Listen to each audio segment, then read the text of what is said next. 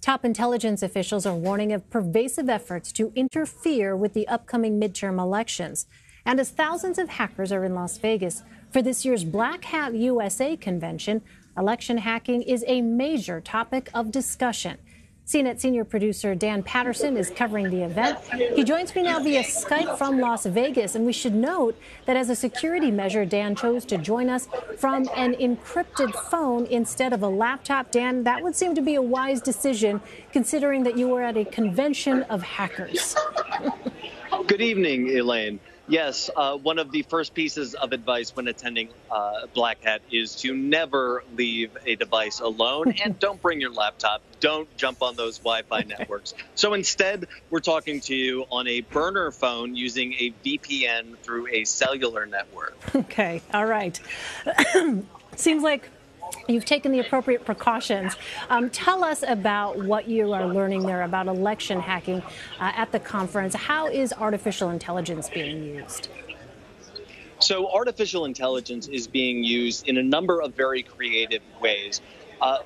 One research group showed us a technique of hiding malware inside typical applications. When I say an application, I may mean Microsoft Outlook, maybe it's your productivity application, maybe it's a video voice calling application, and it hides in there using AI to fend off typical virus scanners, but it's activated using facial recognition technology. So you might sit in front of a computer and nothing happens, but when the target, sits in front of a computer, I suddenly have a wiped computer. Now, if you think about all of the grassroots or local political organizations that are out making sure that their candidates are heard and that their voices are heard, those organizations don't have a lot of time or money. And being able to target individuals by your face and wipe out computers could demolish a local campaign. Wow, that is really frightening to hear that. Well, also at risk of hacking are critical infrastructures, such as water dams. What did you learn about that?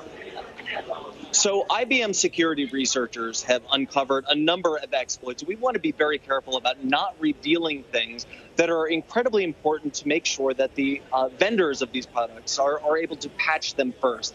But the basics are that the software that controls the overflow and the amount of water in a dam or the release of water from a dam, that software could have critical flaws in it and allow attackers to take over the critical infrastructure, the water dam.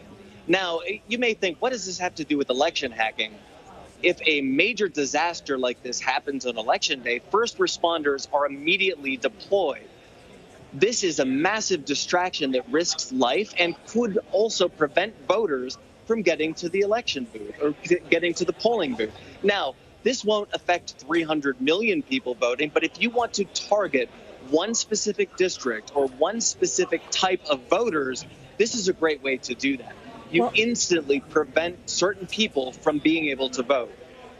Well, everything in the world today is interconnected, making it virtually impossible to predict what or where the next hack will be. Is the biggest concern here really the fear of the unknown? Yeah, that's exactly right. So the jargon that is often used is the Internet of Things. But what this really means is your Alexa, your smart fridge, and every piece of, if you think about infrastructure on the back end, valves in water pump stations or electrical stations, all of these are now connected.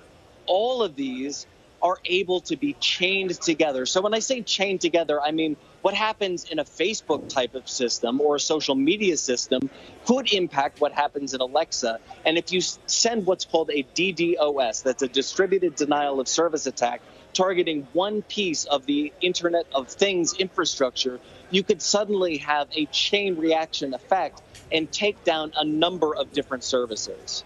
Really sobering to think about what could happen. Dan Patterson, thanks very much. Good to see you.